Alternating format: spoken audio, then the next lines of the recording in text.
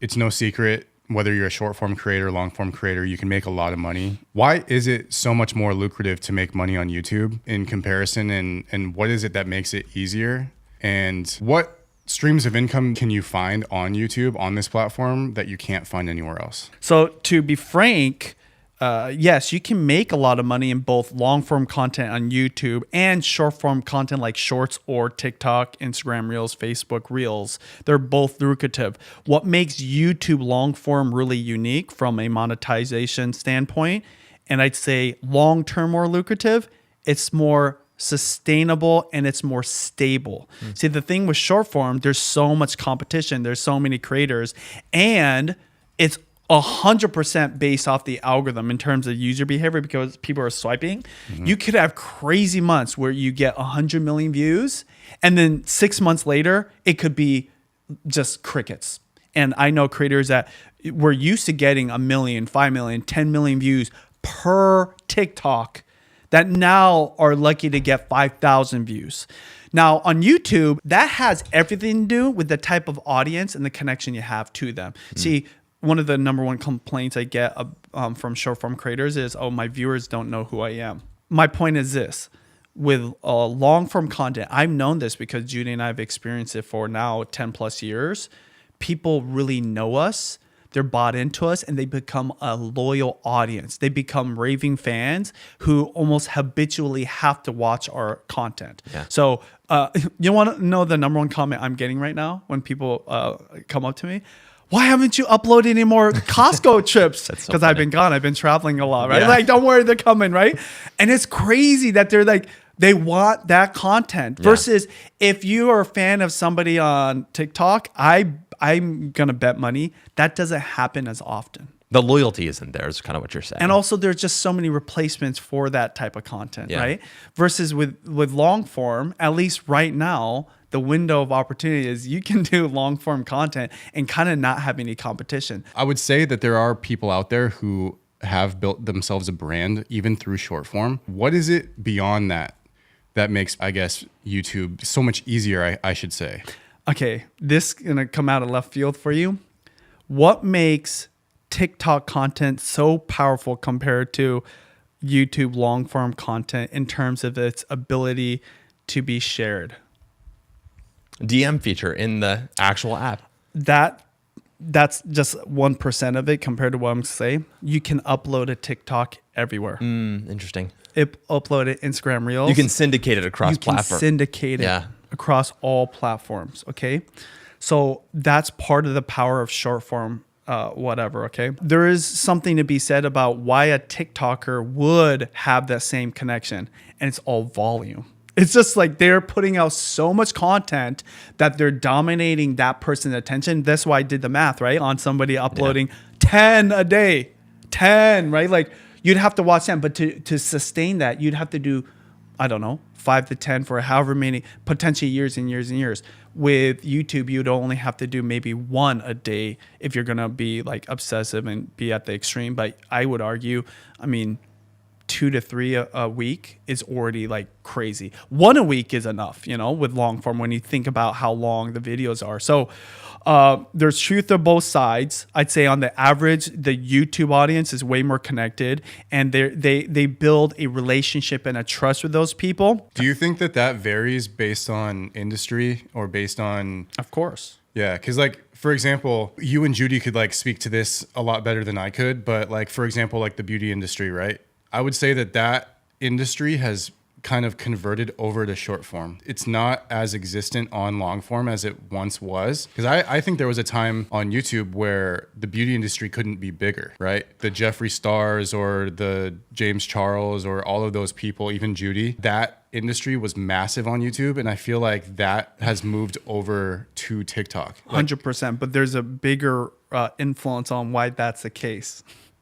Why and is it has to do with brand deals. Oh, okay. Back in my day, and it's still to this day, right? When you're going to do a brand integration, you're going to either pay for a dedicated video, which always costs more because you're basically building them a creative commercial on your channel, or you're going to do an integration into your normal content. So dedicated video, really expensive. Integration, not as expensive, right? Still lucrative for us. But also within that video, like if it was an integration, where the integration was very valuable. Just to be clear, right? Integration being those things where they say, now for today's sponsor, and they go and they spend 30 seconds right? talking We always about it. did things really creatively so that it didn't sound like a commercial spot or a sponsor spot. Yeah. But yeah, that's a good example. Everybody knows it. Like podcasts are the biggest example. Yeah. Just out of nowhere, they're talking about the history of Genghis Khan, and then they're like, "Hey, do you need to shave your balls or whatever?" Okay, like so where that ad is always had a lot of value. Yeah. So the more closer to the beginning, the more value you could actually charge more. Okay. Versus like say it was at the very end or wherever you wanted to put it, then you might not charge as much. Okay. Now I'm not saying all creators did this, but this is the dirty little secret about short form. Where does the ad need to be valuable on a 60-second video? In the beginning. Anywhere. Because the first 60 seconds, what's the most valuable spot on YouTube for long form, right? Well, if the whole video is 60 seconds, it takes over. Watch any kind of brand deal TikTok, right? Mm-hmm. It's almost just a commercial for the brand. It's no longer, it's rarely has. That's why the people that are very creative and integrate the brand creatively in a way that's palatable are the most valuable creators on short form, and they get paid the most too because people actually want to watch the content. Because let me ask you this, Cameron, you probably watch some TikToks or Instagram Reels. If you see a creator, even if you're a fan of them, but they do a sponsor spot and you have no care in the world about the product, what are you doing with your thumb? Skipping it. Swiping right through. Yep. And will you ever learn about the product? Probably not. And maybe you're so used to it, you're not going to give like points away, right? But at one point, if you kept seeing the creator do a sponsor spot and it's just always that thing, would you be like, not really a big fan of his content, right? Mm-hmm. The dirty little secret is every single time a brand sponsors a short form creator, they're getting what they used to pay a premium for on long form content. And they're doing that big bargain basement prices. And not only that, they're getting 1,000,000x the amount of hits. There's not as much of a negative for the brand because it's a volume game over there. Yeah. What I'm saying is the beauty industry specifically love short form because their product is front and center right from the beginning. Or even if it's halfway through, it's 30 seconds in. Remember, I told you, if you wanted your ad or your sponsor spot integration to be in the first 60 seconds of your video, you had to pay a premium. We're talking probably 10, if not 100x, anything you'd pay for a short form, even a short form content creator that makes a lot of money. But that's like, it's just crazy. If I start getting to the numbers about the equivalent of like how much a brand deal would make you as a creator on TikTok compared to the followers, it's like cents on the dollar to like a YouTube channel with a certain amount of subscribers. If I were to like rephrase my question, I guess, is regardless of the industry, regardless of how many people you remember, you don't remember, let's take Leo Skepi, for example. He's a big creator on TikTok. And I think he's done an incredible job of having his audience get to know him as a person, his personality, whatever. He's building his personal brand. What is it about YouTube where if you take Leo Skepi, right?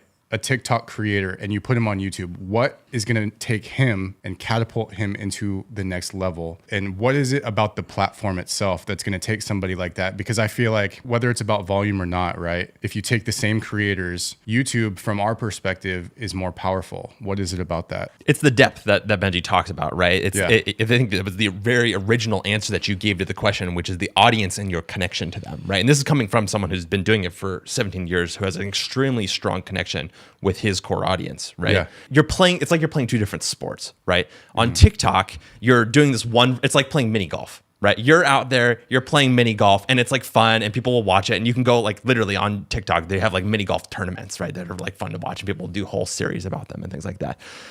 And then you've got like the Masters, right? And you're out there and you're playing like actual golf on YouTube. And of course, which one gets you the higher notoriety?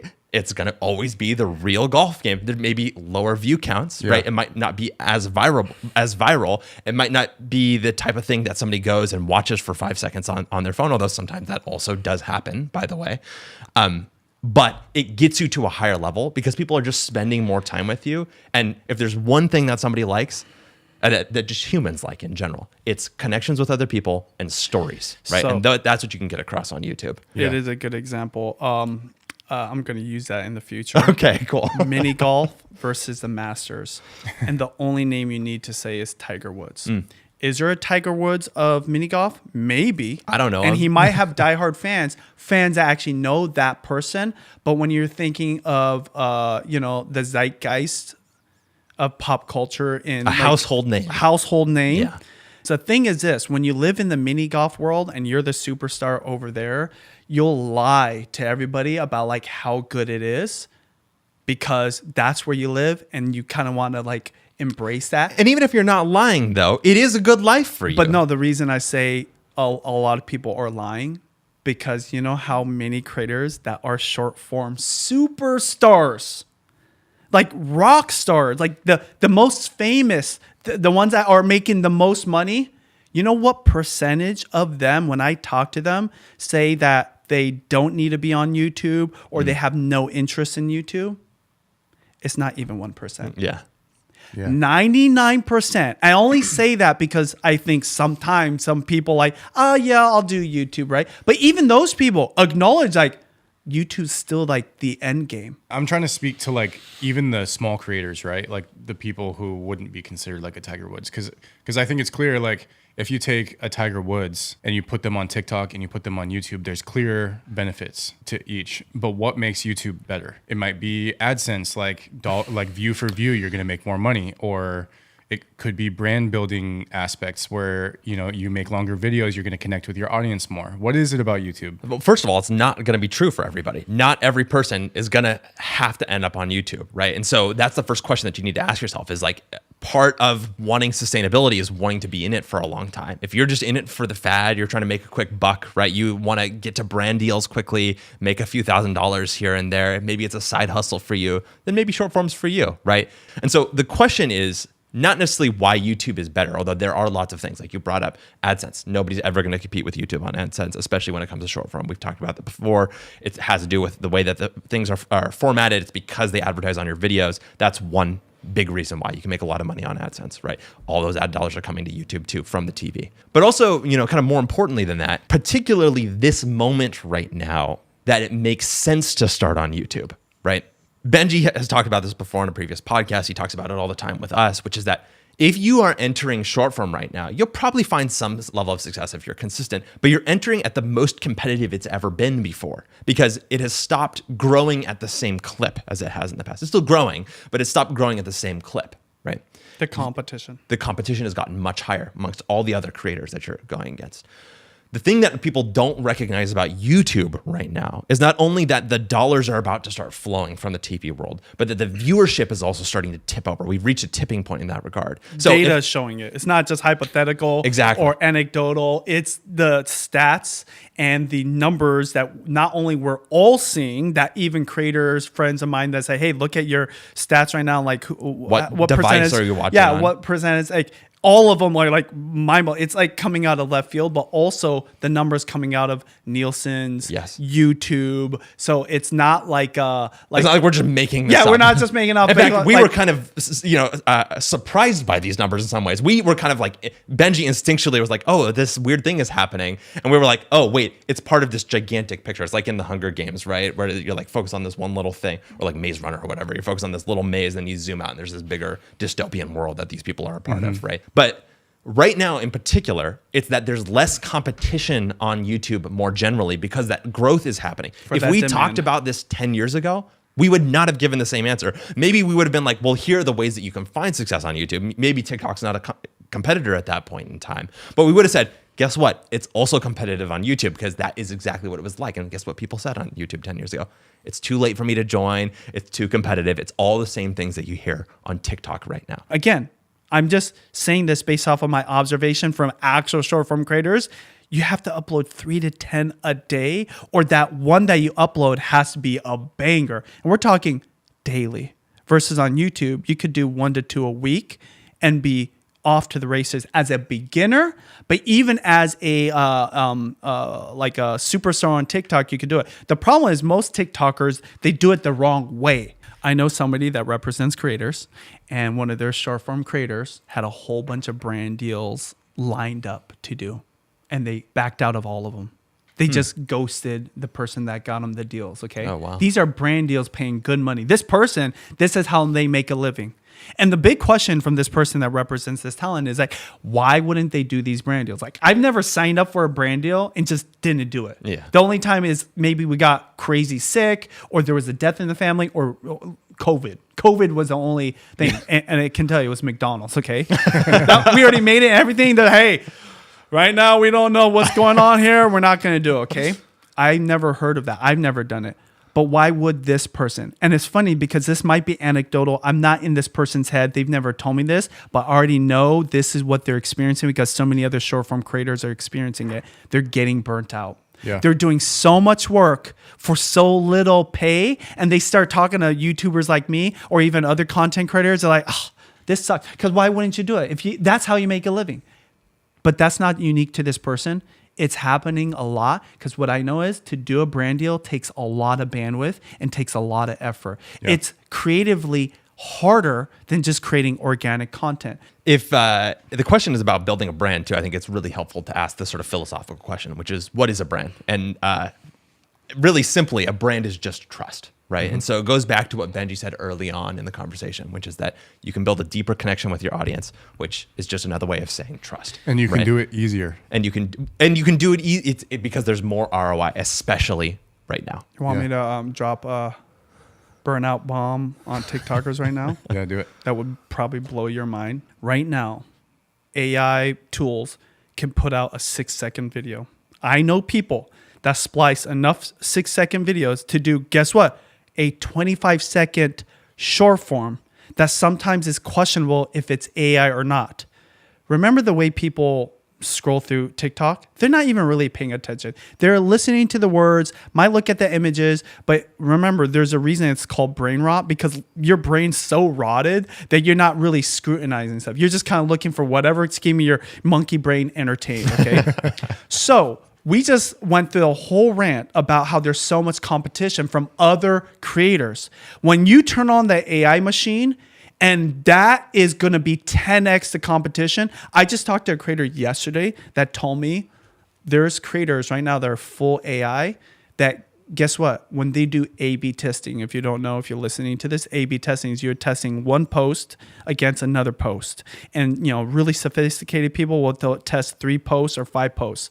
He has an AI creator friend that's testing 100 posts. When 100 posts goes on a platform, even if 80 of them don't get that many views, 80 of them is taking up some room on the platform. And the other 20 are competing against the best creators. And maybe only one is actually a competitor to the creator. But that's right now. So, the thing about AI, the number one thing creators have, there's actually 2 forms of content that they have, but the number one, like generally the principle is length. Right now, 6 seconds is like the max, and then you splice them together to make like whatever, right? I've heard the I don't know, I would love to hear it from an AI expert, but like 20 to 30 seconds ROI wise, where it's not cost prohibitive, it makes sense because guess what they're doing? They're making money off of brand deals for their AI videos. Yeah. Okay. Guess how many 30-second videos I can make on my channel?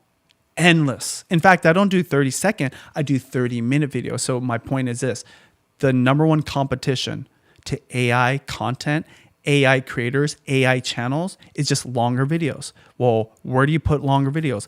On YouTube. The reason I bring this up is I believe, how like we were saying, I was observing Sam Sulek and these new wave of creators doing longer videos and it wasn't supposed to work. Mm-hmm. I'm thinking something's changing, but I didn't realize the TV was part of that equation, but I kind of felt it. Yeah. I believe short form creators, TikTokers, are experiencing something similar, and the TV in their world that's influencing this gut instinct, but in their case, it's a negative, right? It's like churning their stomach like they just ate some bad street food or something, is AI content creeping in on their space and they don't know it. They're like, why are my views going down and really never coming back up? I think it's also not just AI content. You know how there's AI software that edits content? So clip farming, you're just talking about like endless amounts. Like this video could be clipped into like 100 potential clips that compete. You know, it's funny. Like even though I don't get a lot of views on my TikTok channel, I get a lot of people go, "Oh, I saw all your TikToks that you uploaded last week or whatever." Competition. So exponential versus on long form, you're not going to get that because AI's limitation is length because of processing. This whole rant is to say you have to go long.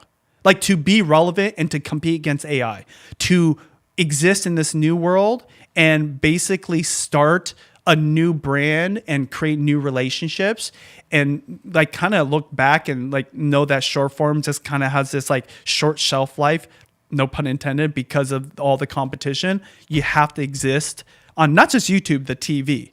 And once all the big, and I said this, once all the TV stars, the movie stars, the HBOs of the world, the production team start realizing this and they put out free content, mark my words, a movie's going to go out here and it's going to be an Academy Award winner. And there's going to be, we've already seen it with music videos, like MTV is a joke now, right? Everything. So what happened in music videos to that world is going to happen to every other piece of content. And the only way to exist as a creator is to do long form content that people love, that only you can create, and you won't have any competition because you're the one that said this to me, Austin.